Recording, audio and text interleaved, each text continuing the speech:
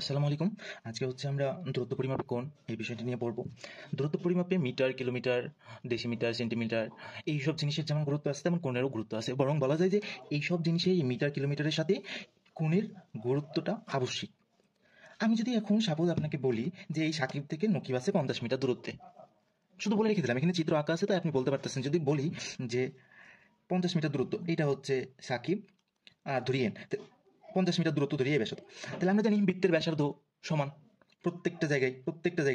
তার মানে আমি যদি 50 মিটার বলি তাহলে প্রত্যেকটা 50 মিটার, তাহলে এই সার্কেলের মধ্যে যে কোনো জায়গায় হতে পারে, এই যে কোনো একটা পয়েন্টে সে হতে পারে। এখন যে কোনো পয়েন্টে কিভাবে বলবো যে এই সার্কেলের কোন পয়েন্টে সে অবস্থান করতেছে, এইটা জানার জন্যই আমাদের কিসের দরকার, আমাদের কোন জানা দরকার। তাহলে আমরা বুঝতে পারবো যে অ্যাকচুয়ালি সে এই 50 মিটার ডিস্টেন্সে অ্যাকচুয়ালি কোন জায়গায় অবস্থান করতেছে। তো এই জন্য আমাদের কোণের প্রয়োজনটা আবশ্যিক। এই সব ক্ষেত্রে আমাদের কোণের প্রয়োজনটা আসে। আমি যদি আরেকটা এক্সাম্পল দিয়ে এখানে বোঝাই যে সাকিব এর থেকে নকিব আছে 50 মিটার দূরত্বে 0 ডিগ্রি কোণে, তার মানে কি এই যে 0 ডিগ্রি এই রেখা বরাবরই চলে গেল। এবং সাকিবের থেকে রাকিব আছে 45 ডিগ্রি অ্যাঙ্গেলে 10 মিটার দূরত্বে, নকিবের থেকে রাকিব আছে 30 ডিগ্রি অ্যাঙ্গেলে 5 মিটার দূরত্বে। তাহলে জিনিসগুলো কত ইজি হয়ে গেল না, একদম এক্সাক্ট জিনিসটা আমরা পেয়ে যাচ্ছি। এই কোণের আবির্ভাব হতে গিয়ে এখন সমকোণ আসছে, সমকোণী ত্রিভুজ আসছে, এবং সেই সমকোণী ত্রিভুজের ক্ষেত্রে পিথাগোরাস আসছে।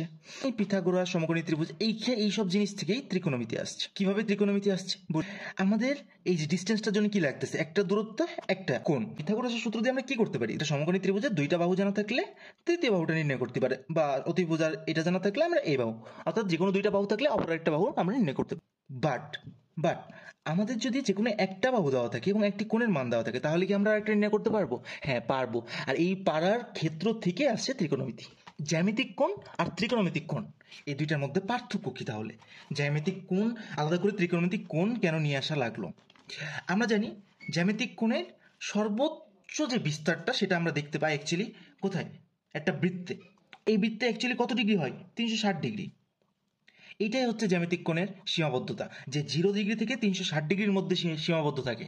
কিন্তু একটা ঘড়ি যখন ঘুরে, সাপোজ ধরলাম 12টায় বাজতেছে, একটা ঘড়ি যখন কিনে নিয়ে আসলাম, 5-6 দিন পরও সে 12টা বাজতেছে, কিন্তু অ্যাকচুয়ালি তার কৌণিক দূরত্ব কতখানি সে অতিক্রম করছে? শুধু কি এই এক বৃত্তে 360 ডিগ্রি না, সে অনেকগুলো দূরত্ব অতিক্রম করছে একদিনেই সে অনেকগুলো দূরত্ব অতিক্রম করে ফেলছে। একটা মিনিটের কাটা বা একটা সেকেন্ডের কাটা।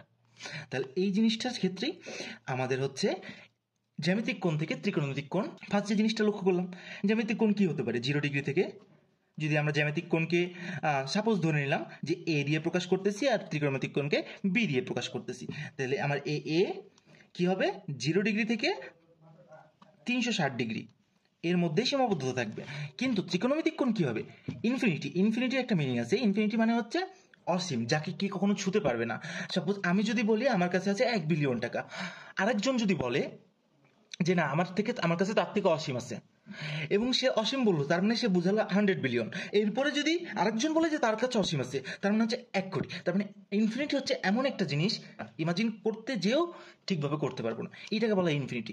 এখন আমরা জানি সংখ্যা রেখার দুইটা দিক আছে, একটা পজিটিভ সাইড, একটা নেগেটিভ সাইড। তার মানে এই পজিটিভ সাইড মানে হচ্ছে কি এই দিকে চলতেছে, তো এই দিকে হচ্ছে ইনফিনিটি মানে হচ্ছে প্লাস, ইনফিনিটি মানে হচ্ছে বা প্লাস অসীম মানে হচ্ছে এই দিকে সে অসীম দূরত্বে আছে। আর নেগেটিভ ইনফিনিটি মানে ওই সেম জিনিসটাই শুধু এই দিকে অসীম দিকে আছে, যেটা কল্পনার বাইরে। তো ত্রিকোণমিতিক কোণের বিস্তারটা হচ্ছে ঠিক তেমনই, যে মাইনাস ইনফিনিটি থেকে প্লাস ইনফিনিটি পর্যন্ত। এই জন্যে এই জ্যামিতিক কোণের থেকে ত্রিকোণমিতিক কোণ আলাদা। তাহলে আমরা এই একটা জিনিস থেকে সবকিছু লক্ষ্য করতে পারতেছি যে এইটা শুধুমাত্র এতটুকুর মধ্যে সীমাবদ্ধতা থাকে, বাট এটা একদম সবকিছুর মধ্যেই যত ধরনের মান আছে সবকিছু মানই নিতে পারে। এবং সে সাথে কি এইখানে শুধুমাত্র পজিটিভ আছে, বাট এখানে নেগেটিভ পজিটিভ সব আছে। এখন কথা হচ্ছে পজিটিভ নেগেটিভের কাজ কি, কোণের ক্ষেত্রে আবার পজিটিভ নেগেটিভ। আচ্ছা, তাহলে আমি বললাম সাকিব নকিবের থেকে 50 মিটার দূরত্বে আছে, এটা ধরলাম সাকিব, এটা হচ্ছে নকিব।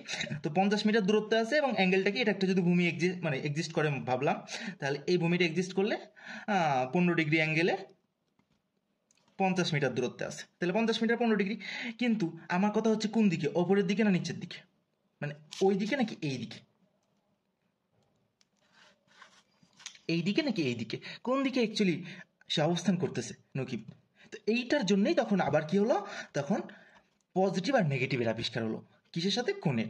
যে প্লাস মানে ওপরের দিকের বোঝাবে, নেগেটিভ মানে নিচের দিকে বোঝাবে। এটার আরো বিস্তৃত মিনিং আছে, এটি আমরা পরের ক্লাসে জানতে পারবো। Plus plus 15 degree -15 degree plus something minus something, এগুলোর মানে কি অ্যাকচুয়ালি কোণের ক্ষেত্রে।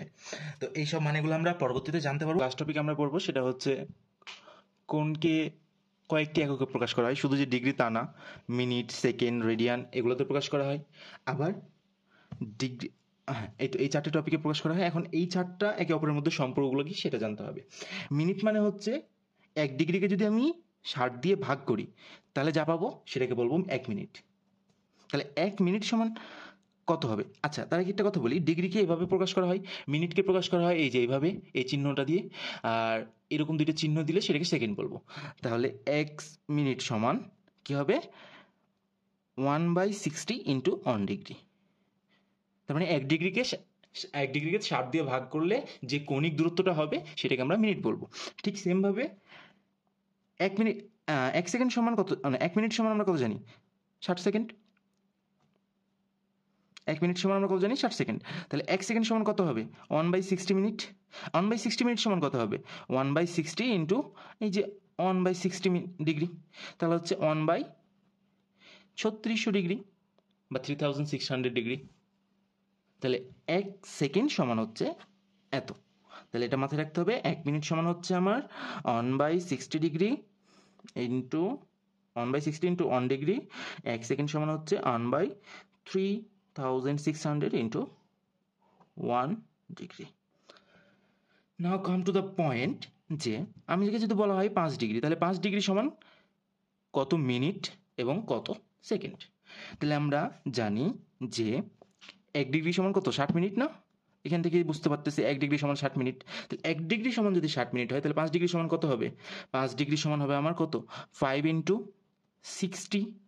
এখান থেকে দেখি আমরা আরেকবার বলি যে 1 ডিগ্রি 1 মিনিট সমান কি 1/60 ইন্টু 1 ডিগ্রি। তাহলে আমি এটাকে উল্টাভাবে কি লিখতে পারি? 1 ডিগ্রি সমান 60টাকে এদিকে ট্রান্সফার করলে এদিকে কি হয়ে যাবে? গুণ হয়ে যাবে, মাল্টিপ্লাই হয়ে যাবে একটা আরেকটার সাথে।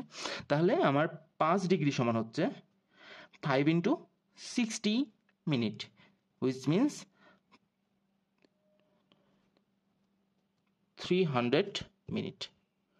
আর এটাকে যদি আবার সেকেন্ডে প্রকাশ করা হয় তাহলে 300-এর সাথে আবার কি 60 গুণ, ইট মিনস 18,000 মিনিট। এটি হচ্ছে টপিক। Thank you.